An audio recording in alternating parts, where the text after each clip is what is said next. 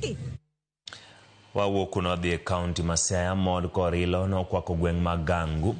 mayudore sub kaunti mar Rede kaunti ma Siaya bang' chi liel moro machiegni 76 buonjo bang' yudo ot mogerne bwo sir ma jagoro migere migawo mar rito kwe Laktar Raymond Omolo. Margaret Anyango Oriema mosebedo kodak kar dak mongore kendo osebedo ka kochamo oko nyiso mon mare kaluwore kod ngimane ni marach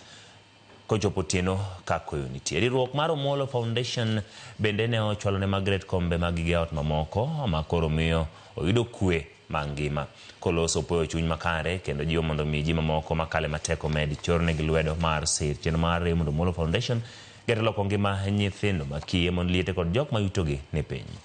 Okethore nyocha en ot barro mamukore mamoko lwar kuoma samoro kata ka niyo tanda lwar kuoma mneno bende nyocha chiegni mako tiendena chwarni bende nyocha kaya abro nindi ot mayom anaduoko ni erokamano jatelo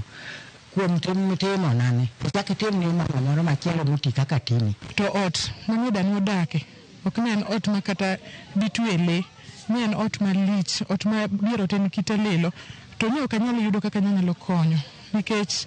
ang'iyo chiemo ang'iyo mama be chuore ne setho ang'iyo mama ang'iyo dani abenda ang'iyo kama dake ne ayudo ka ting'ino ne pek omiyo ka konyruok machal kama ne obiro ka ne omorowa sana. Odiochieng' ma kawuono wan e nyasi